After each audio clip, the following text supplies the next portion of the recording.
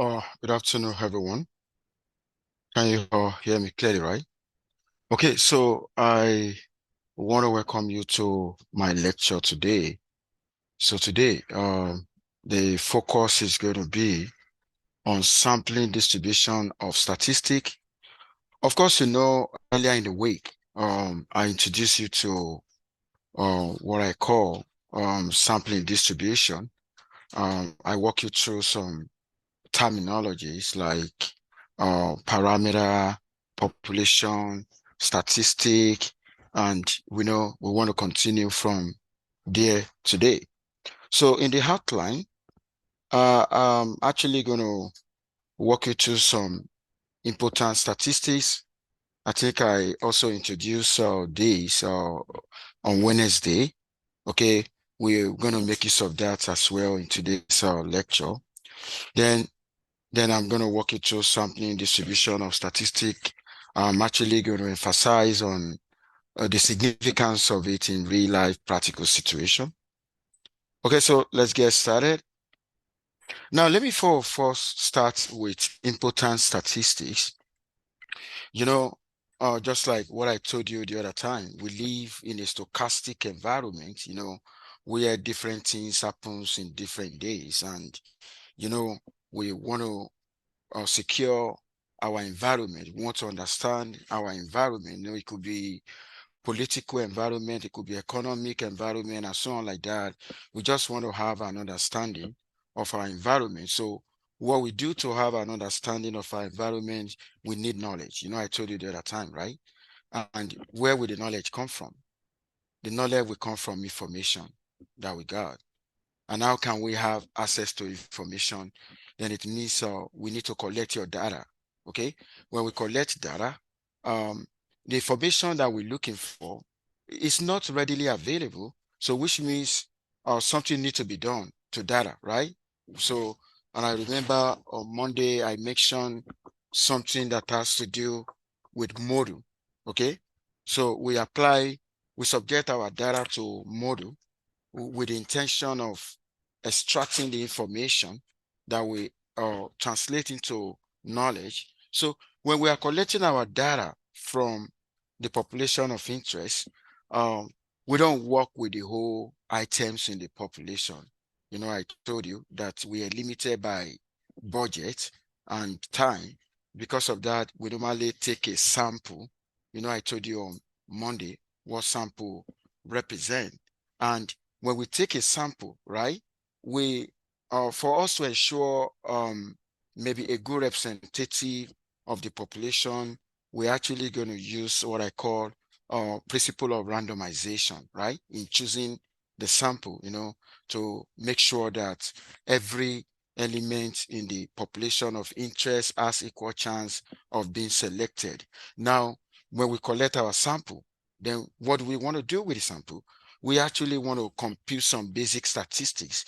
There's a reason why we go into the population in the first place, right? We actually want to figure out the true value of a parameter. I remember I used an example the other time, maybe we want to know how much on average students of this university spend weekly, or maybe on food. Okay, so now when we're not going to use everybody in this university, we're going to take a random sample. Now, when we take a random sample, we actually going to figure out what I call the measure of center, right? Because we want to get average. The measure of center could be mean, median, or mode. And I remember I told you they want to use out of the three depends on the distribution of your data. Can somebody remind me if I want to figure out what to use between the mean, the median, and mode? What am I going to do to my data? Like, how am I going to know which one to use? Go ahead.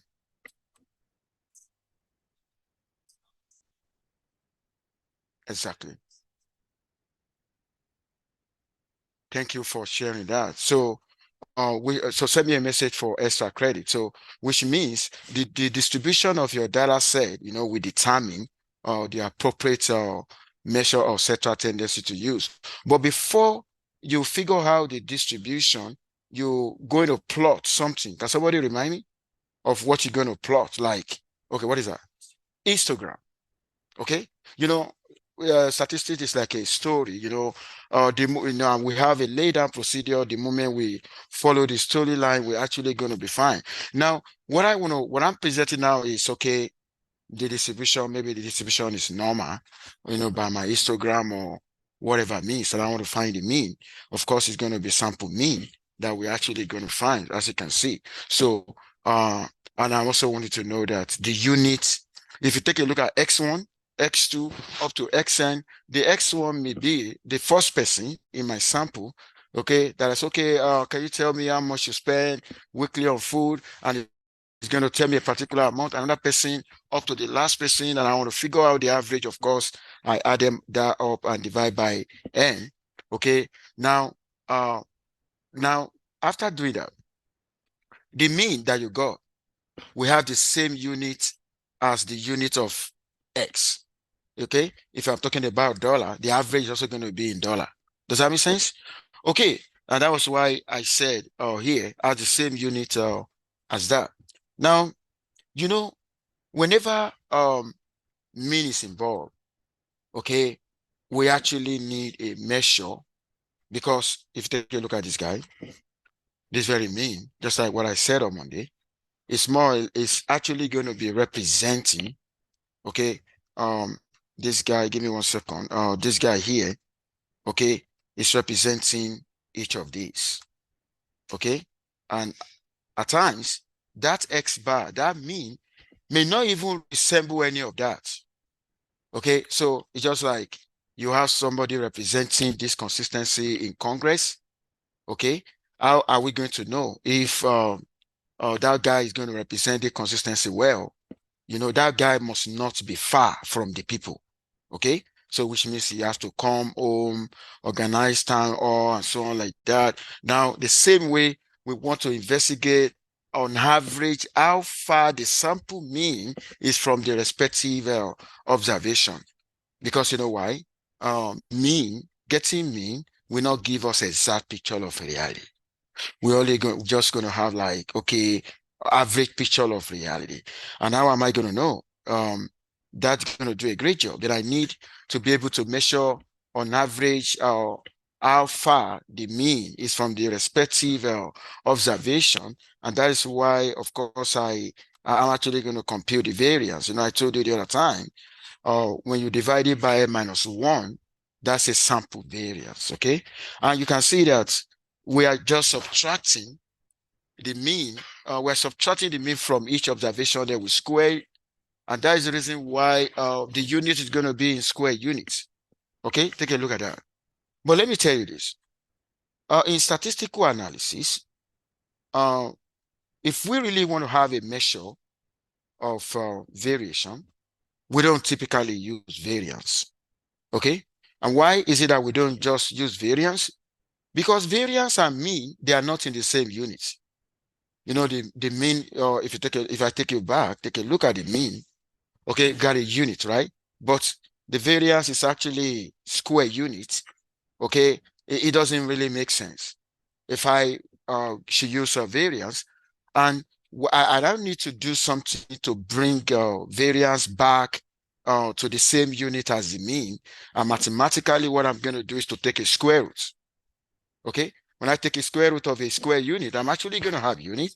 Okay, so, and that is the reason why the standard deviation is what we normally use if we want to figure out how far apart the mean on average, from the respective observation. But let me tell you this, there's no way I'm actually going to get a standard deviation without passing through the variance. Is there any question? Okay, now what the next thing that we want to do now is we want to talk about individual and group. Okay, I needed to say something now. Individual, okay, and group. Okay, now there's a difference between talking about individual observations and group observations, and I'm going to tell you now. let's say, for instance, I ask you to conduct a study and I gave you assignment, the same topic, and I ask you to go to this university. You're going to choose a student randomly, like maybe I ask you to choose 50-50, okay? And what you're working on is we want to figure out how the numbers of hours they study per week, okay? Now, if you choose randomly, okay, there's possibility the set of people in your cohort will be different from set of people in another person's cohort. I think you know that, right? Okay, if I ask you to figure out the average, okay, you are not likely going to have the same average. I think you know that, right? So, which is the reason why if 1,000 investigators should go into population, they're working on the same goal, they're actually going to get different results.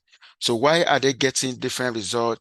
Is what we can attribute to sampling variability. And that's what I want to invest. I want to let you know now. Okay, now I need you to take a look at what I have here. Let's say, for instance, if you take a look at this guy, okay, if you take a look at that guy, that's what individual now is okay. The individual numbers of hours, of study by each student in this university. Let's assume that is follow normal distribution. Of course, you know how we're going to figure it out. You're just going to plot the histogram to be able to see. Okay, it's actually going to have the mean of mu. That very mu is the true mean, like the true values of mean. And this is the standard deviation. Does that make sense? Okay, but what if in a situation, and I want to go to group level now. I want to leave individual level now. I want to go to group level now. Now, the assignment that I gave you, okay, each of you go into the population. Of course, you're going to have the first person has X bar 1, the second person has X bar 2. Let's say in this class, let's say you're 20, the last person is going to have S bar 20, and there's going to be variations around the means, right? There's going to be variations around the means, right?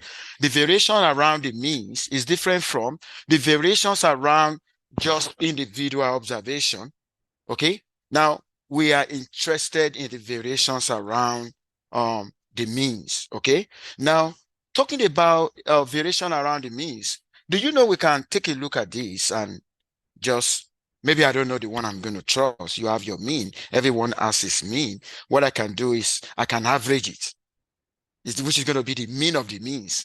What I'm going to get at the end of the day is going to be the mean of the means. Now, when you take a look at this guy here, when you take a look at this guy here, you can see a mu that has a subscript X bar, which is telling you, oh, the mean of the means, right? Now, take a look at the other one, the standard deviation of the means. The standard deviation of the means is different from the standard deviation of the random variable. Take a look at this guy and that guy, they are not the same. Okay. Now, the standard deviation of the means is very, very crucial in statistical analysis, which we call the standard error. Okay. Now, I'm actually going to walk you through that now. You know what we're going to do. What we actually want to do in statistics, we normally base our findings on group, not on individual. And that is the reason why we normally emphasize more on the average. Of course, talking about average, I have to have more than one individual. Does that make sense? Okay, now we're now going to do something. We actually want to have a way, we want to derive a formula, okay, in such a way that that very formula was centered on average, because average is a random variable, okay, we're now going to assume that, okay, let's have a repeated experiment. In real life, we're not going to have a repeated experiment. We only want to have a repeated experiment here just for us to be able to have a possibility of seeing the different value me can take, okay? And what effort can we bring in to reduce that variability? If we're able to derive the formula, okay, what we're just going to do, we're going to go into population once, and we're going to look at the formula, and under certain condition, when sample size is large, because what we are targeting is normality. Okay, now take a look at this. You remember what we did the other time? Okay, you know, I actually want to talk about expectation. I want to talk about expectation of X bar. What does it mean? Expectation of X bar means average. Expectation means average. Average of averages. This is different from this. This is average of individual observation. Does that make sense? But this is like, I got several means and I want to find the average. Now, and I know that X follow normal, especially for individual is mu. Okay, we now, okay, go ahead.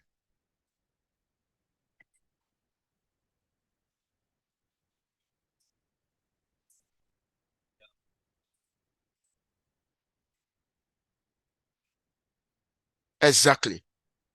Just like what you said, getting multiple samples from the population, we're actually going to use the same sample, but we visited the population in more than one occasion.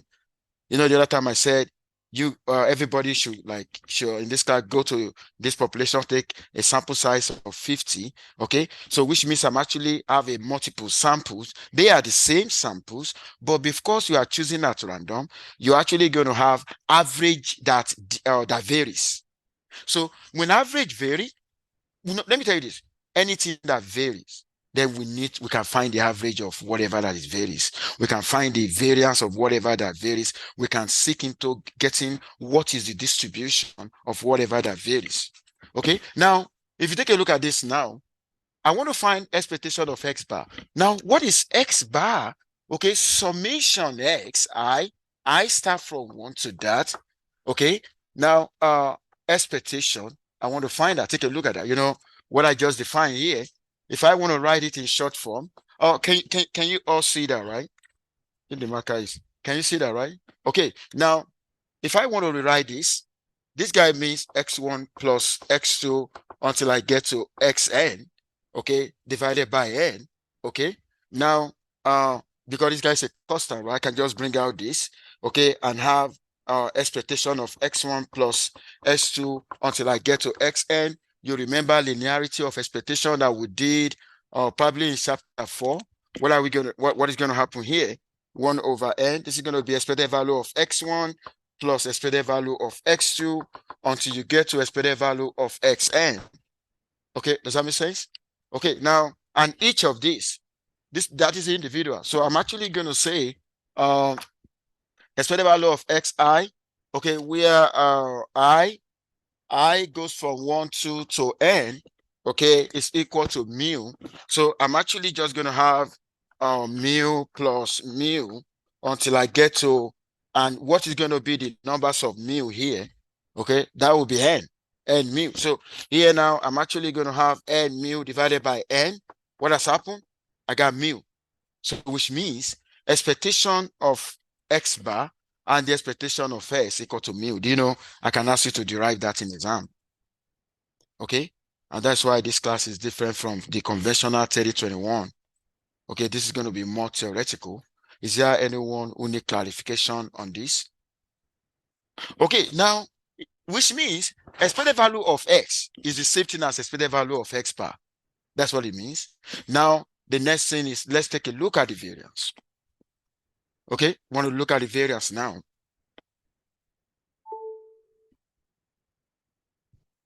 Uh, I may not allow the use of phone in my class when the lecture is going on. Okay, so I need everyone to concentrate. Does that make sense? Okay, now I want to find the variance of X bar now. You know why I want to find the variance of X bar? Because variation exists around the sample means that you got, right? They are not the same. Now, getting the variance around that, okay, is you actually gonna be the same until you get to xn divided by n. Any question? Now, n is a constant, right? Okay, when this one would come out, can somebody tell me what is it going to become based on what you've learned? Go ahead.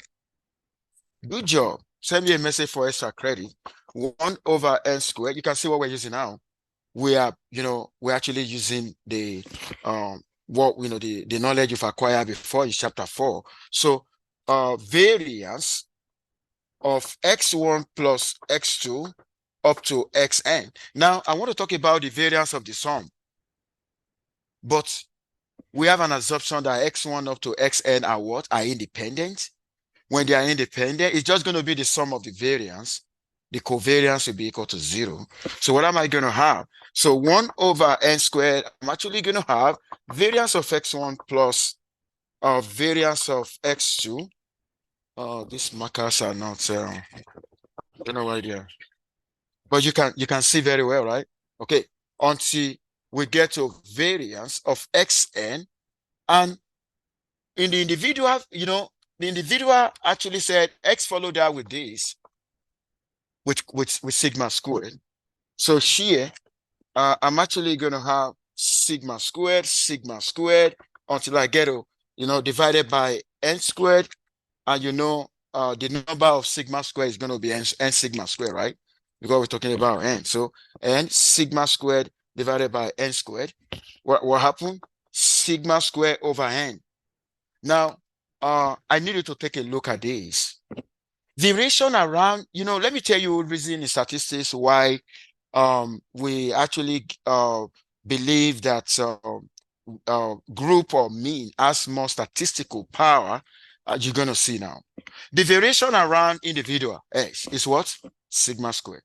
But the variation around the mean, around when mean is a random variable, is sigma squared over n. You can see that? Now let's see which one is going to be greater. When n equal to 1, they're going to be the same, right? Which means, and if I go into the population, is it reasonable to just choose a sample size of 1? Like just interview one person? Is not. So the moment n is greater than 1, what happened? This variance will be smaller than this variance. And you know what we want? We want a smaller variance because that is efficiency. Efficiency of a study, okay, is the one where you attain a smallest variance as possible. Now, if this is sigma square over n, you remember the other time, I said because variance is in square unit, we're going to use a standard deviation. Now, the standard deviation of, if I want to figure out the standard deviation of x bar now, the standard deviation of x bar is just going to be the square root of the variance of x bar. What is the square root of d? That will be sigma over root n. And that was the reason why here, give me 1 second. You have, do you see that? You see that? Sigma over root n. Is there any question on that? Now, let me tell you this. When you take a look at that sigma, the standard deviation here, and the standard deviation for individual, this one, the one for individual is called standard deviation of S, but the one for the mean is called standard error. Standard error. Okay, now you now know what we're going to do. The sampling distribution, the repeated experiment, give us opportunity to see if you focus on this guy. Let's focus on the standard error now. Focus on this guy. When sample size increases, what is going to happen to that guy? Can somebody tell me? Go ahead. Exactly. And you know what? When standard error decreases, it means that normal this is shrinking. Okay, and when it is shrinking, you know the implication of that. The implication is that your sample mean will approach, will be a more better representation of the population mean. Does that make sense? Okay, now let me tell you this. And that was why I just wanted to take a look at that now. If that now happen, the next thing we're going to do, if we can have individual random variable, we also have sample mean as random variable. And do you know we can, and you remember what we've done before? We have, we normally use z-score. Okay, why do we like using z-score? Okay, because you know what I want to do now. I'm actually going to also tell you we got a group version of a z-score. That guy that we did before, that's an individual version, right? I told you the reason why we make use of z-score. Okay, normality of central limit theorem, when the sample size increases, okay, according to central limit theorem, when sample size increases, we expect that the sample mean, the distribution of the sample mean will actually converges to normal. Okay, and when that happens, what we're going to do, normality facilitates standardization. Why do I need standardization? Because of simplicity in computing random variable from normal. Because when you take a look at what we did in chapter 6, where I gave you a normal density, if I want to compute a probability associated with that density, we're actually going to fall, there's going to be calculus issue. Okay, and how if we want to get a simplicity in calculation, what we're going to do is, can we have a way to standardize? And if we standardize, of course, standardization will enable us to make use of a z-score, we make use of a z-table. Does that make sense? Okay, now the same, that z-score is for individual. We also want to have a z-score for group. Take a look at this guy. Now you know what I'm trying to say. When S bar now with different means follows normal with this as mean, as this as standard deviation that will cause standard error, then the corresponding z-score is actually going to be this. What is the difference between this and that? One is for individual, the other one is for group. Okay, because in medical field, in economics, or in psychology, in research world in general, where the focus is on explaining reality, what we always want to do, we work at group level, not at individual level. Even though in the machine learning world, they work at individual level, because the machine learning world is about prediction. Okay, but statistical world is just talking about how I want to understand reality, want to explain reality. Explaining is different from predicting.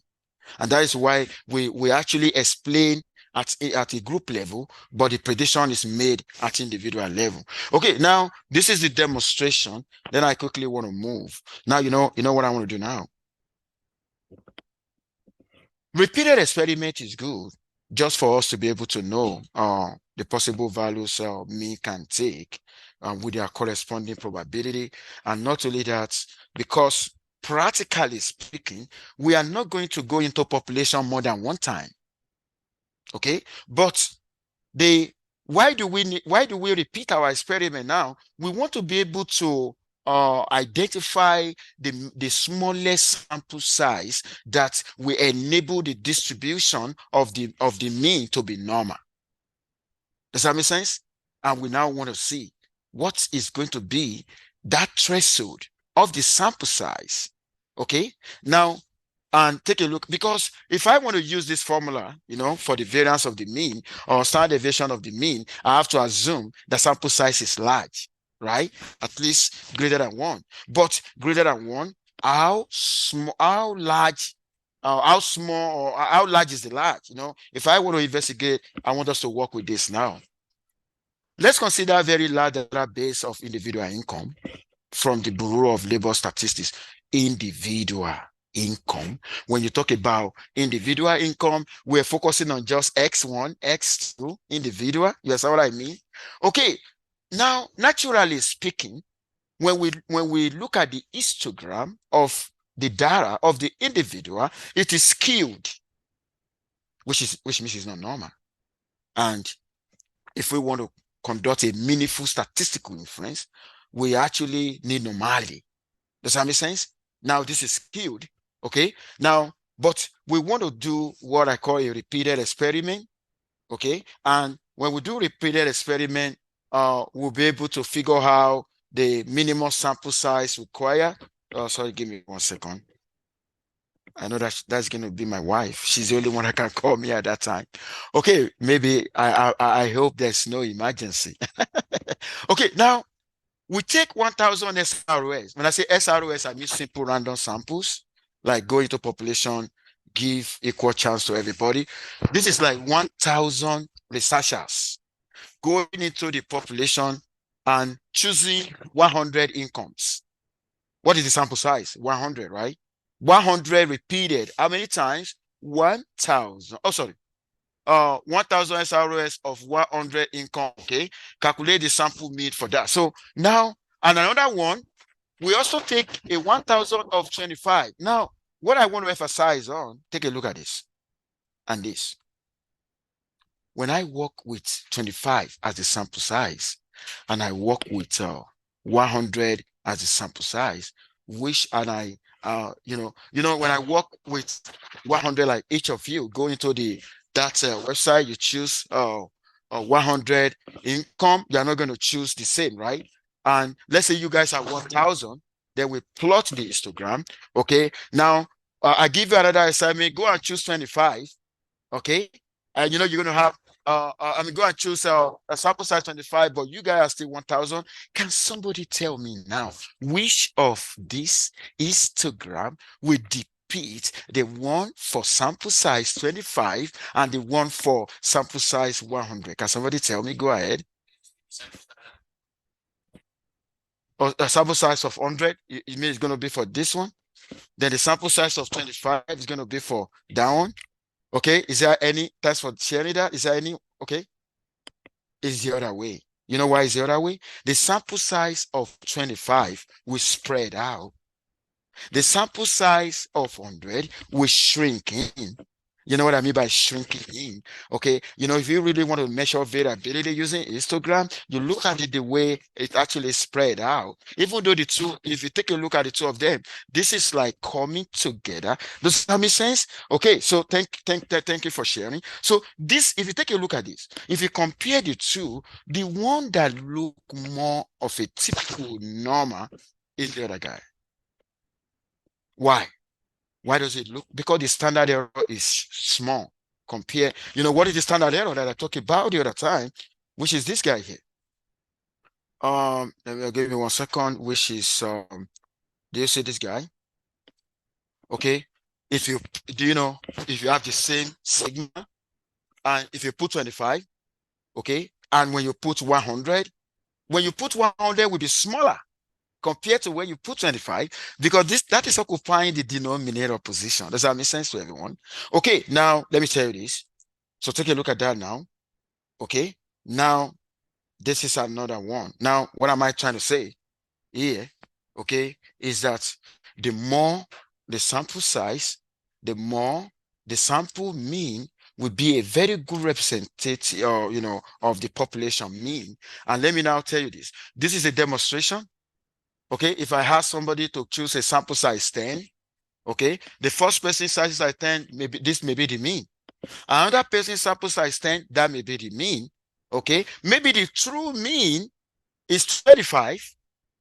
Okay, maybe the true mean is 25, but according to central limit theory, okay, look at the true mean. The true mean is 25, but we do not have resources to study everybody in the population. And let me tell you this, we don't also have resources to do repeated sample. But what is the essence of the repeated sample? Just for you to see the opportunity, like, oh, there could be different means, and what the sample size that will give us normality, that will make our inference to be solid. And I'm going to tell you now, according to central limit theorem, it is at least Tory. Does that make sense? A sample size of Tory, even though the distribution of the individual or data does not follow normal distribution in the first place, but the moment the sample size is at least Tory, okay, the distribution of the mean of the statistic will follow normal. And the moment that happens, now take a look at this guy. I got two curves here, okay? And if you take a look at these two curves, this is more spread out. But if you take a look at it, this is shrinking. Do you see that? The one that is spread out is just based on one subject, one observation. The one that's shrinking is based on 10. And if you take a look at that formula that I showed you the other time, when sample size is 1, okay, it's going to be standard deviation. I'm talking about this guy. When sample size is 1, it's just going to be sigma. But when sample size is 10, then we're going to have something less than that. And that is what this is trying to show. Does that make sense? So with the sampling distribution, we were varying the sample size and to be able to see the one that we achieve normality, and doing that several times, we're able to get a threshold of 30. Okay, at least 30, we're actually going to achieve that. And that is the threshold I talk about. Can you see the threshold now? Now the moment how do we get that? We got that through repeated experiment, and practically speaking, we are not going to have a repeated experiment. We're only going to go into population once. Okay, but what we gain from repeated experiment, we're able to gain that we don't just choose sample size. It has to be at least 30 before normality or before central limit theorem applies. And when central limit theorem applies, what happens? If I want to talk about this, take a look at this guy. Why is it that I need normality? I want the distribution. What I'm trying to tell you now, when sample size is at least 30, the distribution of this guy, because this guy is a random variable, right? The distribution of this guy will follow normal. Okay, we follow normal, it's going to be this. And when the distribution follow normal, I can actually answer a probability query on X bar. I may want to find what is the probability that somebody's average income is greater than 30. Or what is the probability that somebody's average income is less than, or what is the probability that somebody average weight or average height? The moment I mention average, then I'm actually trying to say this guy is a random variable, then the distribution of this guy has to be normal. And how am I going to know it's going to be normal? According to central limit theorem, the moment the sample size is at least 30. Is there any question? Okay, now is that taken? I quickly going to move right now. I want to walk you through this example to see how it works. Take a look at this. An electric fan manufacturer light bulb that have a length of life that is approximately normally distributed with a mean equal to 800 hours and a standard deviation of 40. Now, when you take a look at the length of life, we're only talking about that of individual bulb. Does that make sense? Individual bulb. So which means what they gave you here is actually mu, and what they gave you here is actually sigma. Does that make sense? That is for individual. Now, it says find the probability that a random sample of 16 bulb will have an average. Please, I needed to pay attention now. We have an average. Are we talking about individual? Is the probability based on individual here or group? Can somebody tell me? Is it based on the question? Is it based on individual or based on group? Right? Group. Because of what? Because of the average. Send me a message for extra credit. Now, which means average is a random variable now. If average is a random variable, before I will be able to make use of a Z table, don't forget using Z table, okay, will be very, very easy, right? Before I can make use of a Z table, then I need to be able to look at the sample size, okay, for me to be able to do that. Okay, but let me tell you this. We have an exemption. When the individual population is normal, I'm going to say that again. When the individual population is normal, irrespective of the sample you choose, the distribution of the statistic will still be normal. Does that make sense?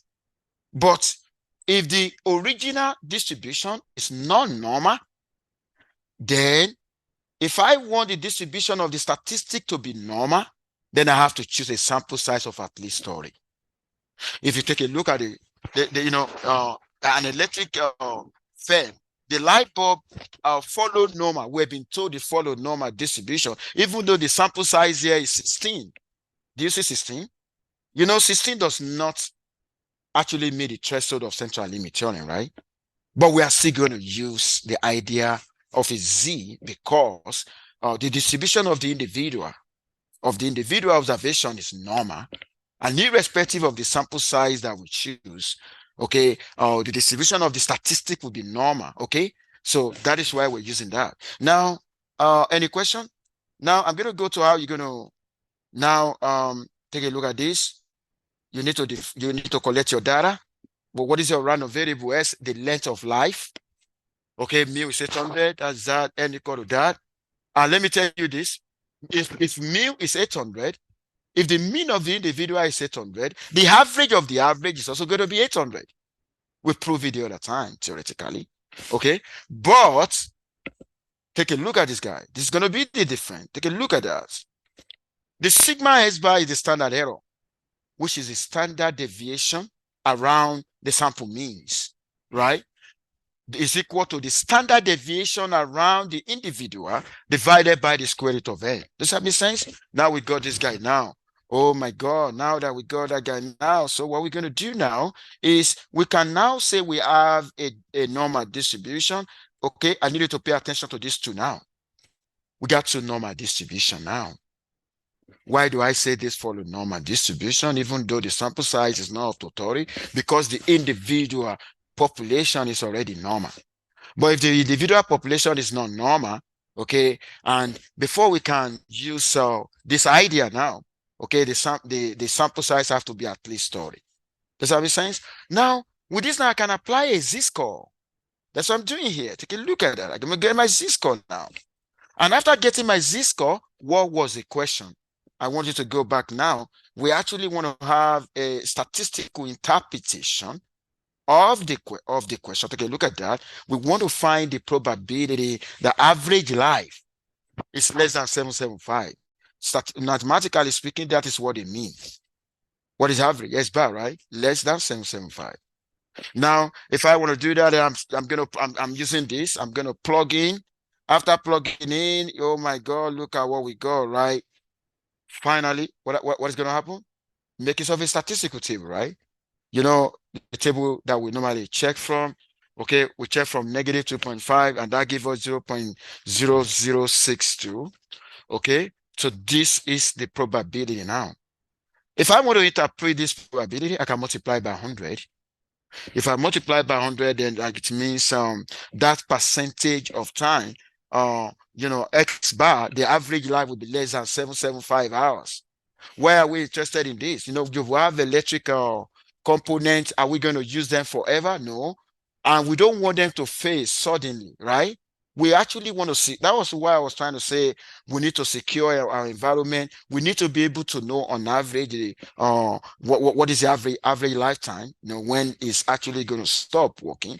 And that is what we're trying to do here. What is the probability that the mean lifetime of the bulb will be less than 775? Is there any question here? Is there any question? Okay. Now, now we just finished one population. One population, we're focusing on just one group. Okay. We now want to move to two groups. Imagine I gave you an assignment. I asked you to compare the average household income in the United States and the average household income in Canada. Okay. Now, which means the true value, this is what I'm looking for. I'm actually looking for the true difference of the population mean. But you know what? If I give you that assignment to take a sample, okay, you take a sample of income earners in the United States, income earners in Canada, even if you are working with the same population, your difference, my difference will be different from your difference. Does that make sense? Now, and the difference now is actually this guy, X bar 1 minus S bar 2, because S bar 1 is a sample of income from one group. S bar 2 is a sample of income from another group. Now, X bar 1 minus S bar 2 now become a random variable because they vary. Your one will be different from mine. Does that make sense? Now, if they vary, you know what is going to happen? We're actually going to find the mean of the difference, and we're also going to find the variance of the difference. Okay, now before showing you this, let me show you this. Take a look at this. We've done something like this before, right? In this course, I want to find, expectation means average of the difference of averages. Why are we finding the average of the difference? Because my difference is different from yours. Okay, then we now want to find the average of that. The average of that is actually going to give us the difference of the true of the true means. Let us now apply the variance of individual now the variance of the mean that we got the other time to the variance of difference of means. What happened here? Take a look at this. You remember what we've done before when the two variables are independent. When the two variables are independent, what was the variance formula? X bar 1 minus x bar 2. You know, it's going to be variance of x bar 1. Okay, I told you minus 1 square, right? Plus the variance of x bar 2. There is no covariance because we are zoom independent. Now, what is this? From what we've done before, we're going to say, oh, sigma 1 squared over n1. What is this? Sigma 2 squared over n2. You see that? Okay, now what will now be the, so that is how you can see this guy now, right? Now, what will be the standard error? Like if I want to talk about the standard error of the difference, I'm just going to put a square root on that. But don't put a square root on each component. That would be wrong. Put a square root on all of this. Does that make sense? Okay, now, if that is what you've done, then we can now come back here. Take a look at this guy. Give me 1 second. Take a look at this guy. Let's say that is the first population. This is the United States. Talking about income now. Okay, United States, the mean income is mu1. That's individual, right? The variance is sigma 1 squared. When I go to the United States and I take several samples, repeated sample, okay, the mean is still going to be, the mean of that is going to be that. The variance, of course, you know, for individual, right, is going to be that. I'm going to do the same thing to the second population. Any question? Okay, now that we'll find a difference, then let me tell you this. Whenever we're able to have the mean and the variance, okay, and looking at the sample size, the two sample size are at least 30, or the two population already normal, we can make use of a z-score. Does that make sense? Okay, now take a look at this. Give me 1 second. Let me quickly. Okay, now, do you see this now? You know what I'm trying to tell the world here? The difference, you know, the difference of mean is a random variable because it varies, right? Your one is going to be different from mine. Now follow normal distribution with the mean, the population mean difference, and that guy is the standard deviation of the difference. That means the standard deviation, okay? That is the standard deviation that is going to call the standard error now, okay, of the difference of means. Now, how will the z-score look like? The z-score is going to look, I just wanted to look at the connection. Look at the z-score. The z-score, if you take a look at the first part of the z-score, if you take a look at this guy, that is the random variable, right? What is the mean of the random variable? This is the mean of the random variable. What is the standard deviation of this difference of mean? It is this guy here. Any question? For two population? Okay. And I told you, please pay attention. I said, with the moment you have, you know, this is the standard deviation. Don't look at this. Don't put square root on each of them. Does that make sense? That's not right. What is right is just going to be the way it is. Does that make sense, right? Okay, I'm going to walk you through an example now. Oh, 2 more minutes. Okay, you know, I'm actually going to stop here. I don't want to rush you. Going to continue from, you know, on Monday. Is there any question at this time? Any question? Okay. Make sure you all stay safe and have a lovely weekend. See you on Monday. Bye for now, everyone.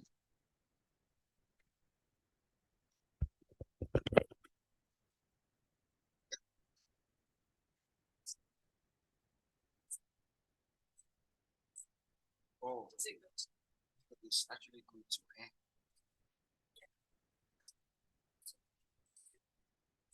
Exactly.